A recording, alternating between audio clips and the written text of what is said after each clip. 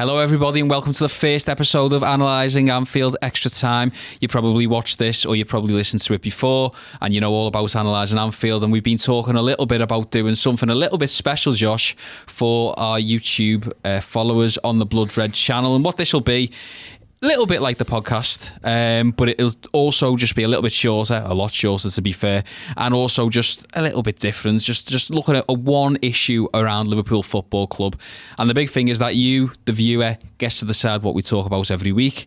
If you let us know in the comments what you'd like us to talk about, or if you'd let us know on Twitter, I'm Kristian_Walsh, Josh is at Distance Covered, or also go on our Facebook group, which if you go on the Blood Red podcast, you'll go on the group and we can talk about that there. There'll be a poll on there, there'll be a poll on Twitter, and hopefully we can talk about the things that you want us to talk about every week, only for about 10-15 minutes max. So the first one comes from Ryan Mervyn. This week's topic, if you will, Josh, it's going to be a little bit about Fabinho and a little bit about the high line, because that's what everybody is talking about.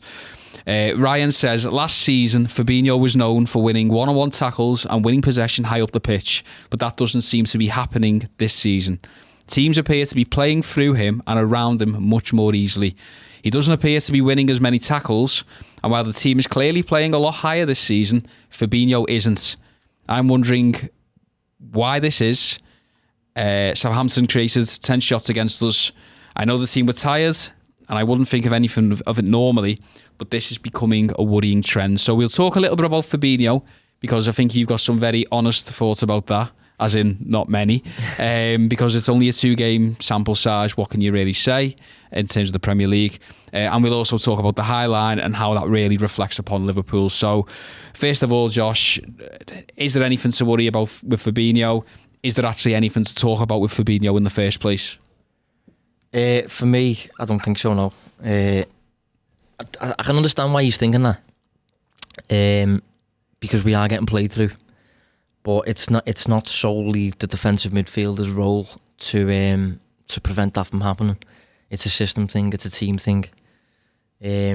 What I do think is happening, this is the thing that's been debated amongst Liverpool Twitter and things like that. Are Liverpool playing with a high line this season, a higher line, whatever you want to call it?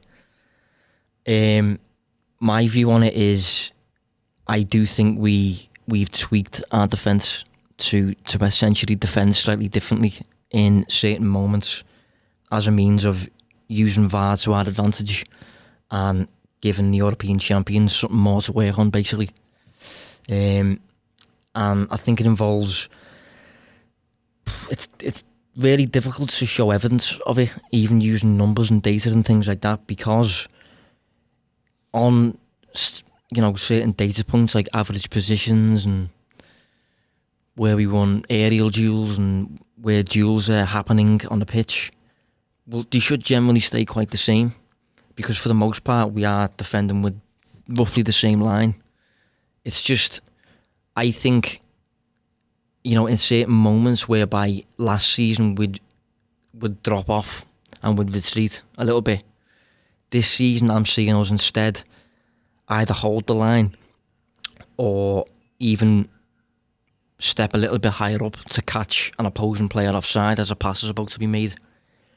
I think there's an element of sense in doing that, but at the minute, because we're learning the ropes with it, I think it's causing some defensive issues, and I think we're generally conceding a lot more shots now, aren't we? Against the likes of Norwich, and who did we play recently? Southampton, yeah. Chelsea as well. I think we're generally conceding more shots as a result of this bedding in period, which hopefully will end eventually once we get to grips with what we're doing. But I just think early on, it's not necessarily Fabinho's fault. I think it's mainly the defence, but the team as a whole learning this slightly new take on how we wish to defend, basically. How important was Fabinho last year, in your opinion, to what Liverpool were doing?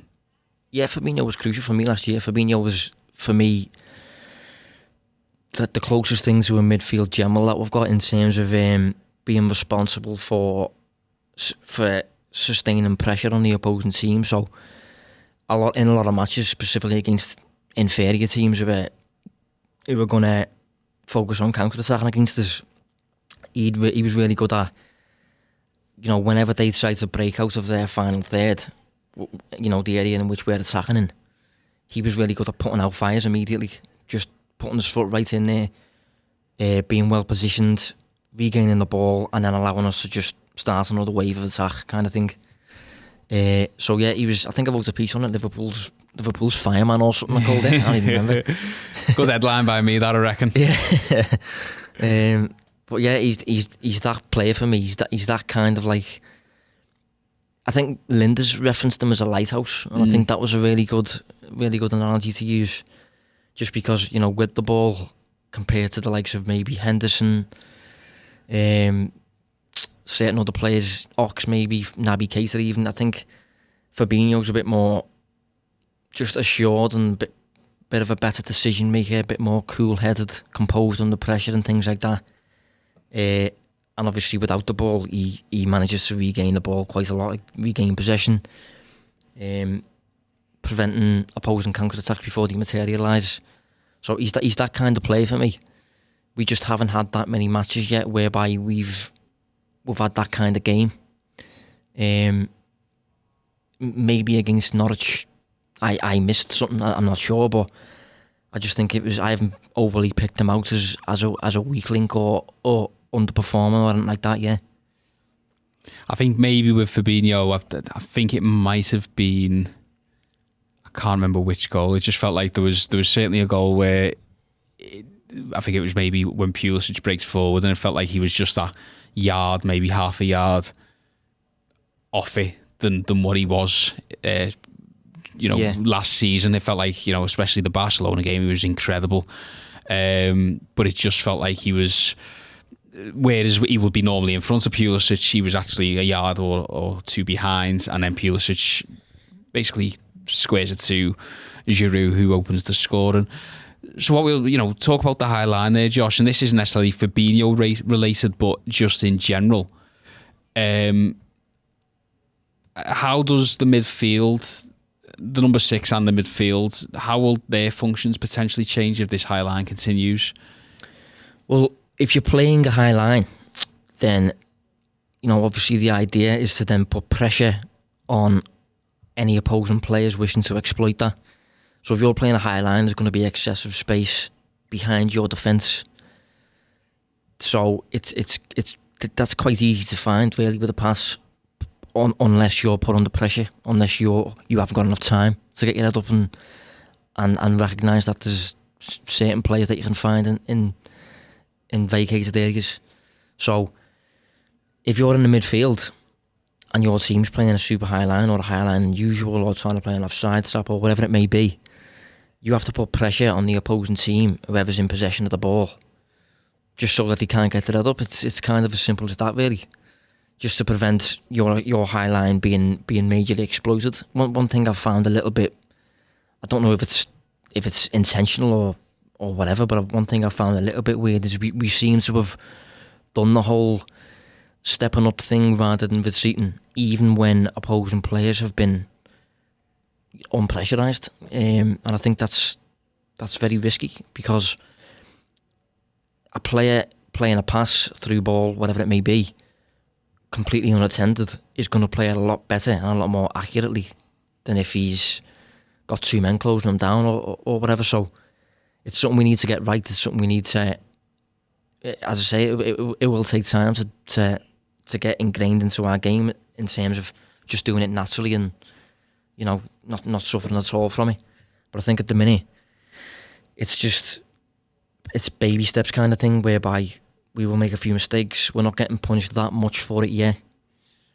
But, in upcoming weekend, we've got Arsenal, haven't we, whereby that might be a little bit different. But it's just a bedding in period for me, and it's something that, from the midfield's perspective, they have to be really hungry and on the toes of opposing players, particularly when they're about to play through passes and things like that.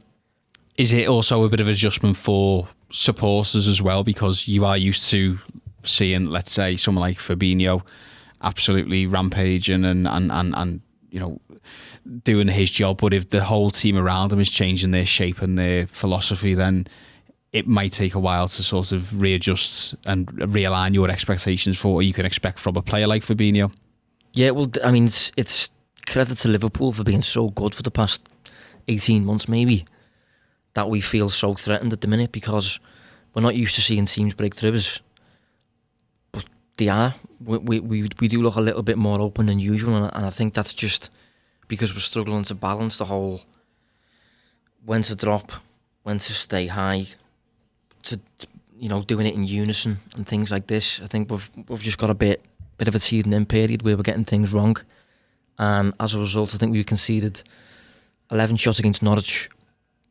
I think it was 10 against Southampton. I'm not sure about Chelsea. Chelsea was, I'm not sure, but it was again more than usual, I think. And last season, over the course of all competitions, we conceded about 7.7 on average, I think, per 90, which was a lot different. And against the likes of Norwich, it'd probably be in the region of like 4 or 5. So I think what Liverpool are doing now, I think it's like high risk, but high reward as well. I don't think the risk was worth taking last season because of the lack of VAR. So the defence could have moved up in unison perfectly last season. Could have caused a player offside. But if their linesman doesn't spot it, they go in, have a clear-cut chance and score. Whereas this season, we are well aware that if we play this high line immaculately, we will absolutely get an offside given. And then, we have the ball, we don't have to chase them, and waste energy kind of thing. We can just catch them off guard. Some people may perceive it as lazy defending, but it's really clever, proactive defending, really, when you think about it, especially considering it seems to coincide with the rule change. That's going to allow it to be the case. So yeah, it's definitely something worth keeping an eye on, and it's obviously very risky. But that risk this season, because of VAR mainly, looks like it's worth taking. I mean, just a few numbers on that, in fact. I've just provided them for Analysing Anfield, the podcast, but just to provide a bit of context into it, we averaged 3.14 offsides last season in the Premier League and the Champions League. So we called opposing players offside 3.1 times per match. This season in the Premier League and the Super Cup, obviously you have a very reduced sample size, but we're on 6.67 at the minute, which is about double. It's heavily influenced by the Chelsea match.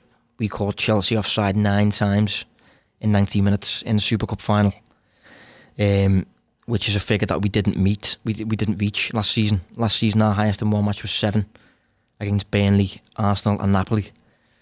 But just these are the numbers you've probably got to pay attention to, is that whether this is happening or not. I don't think it's a massive change. I don't think our line is particularly higher. It's just a case of we seem less inclined to retreat and more inclined to try to catch opposing defenders offside instead. And it's risky at the minute, but it looks as though it's over time going to be worth doing eventually. Thanks very much, Josh. We hope you enjoyed that. That was our first ever episode of Analysing Anfield Extra Time. As I say, we'll be putting all the details for the Facebook group into the YouTube comments, and hopefully you can come, you can sign up, you can talk to us. Let us know what you want us to talk about. It's going to be short segments. It's going to be just looking at the issues around Liverpool. Don't always talk about transfers.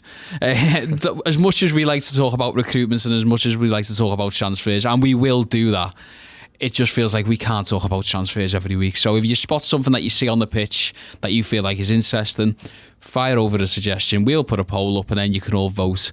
So thanks very much for joining us this week. We'll be back next week. Remember to join the Facebook group, speak to us on Twitter and let us know what you want to watch. Thanks very much.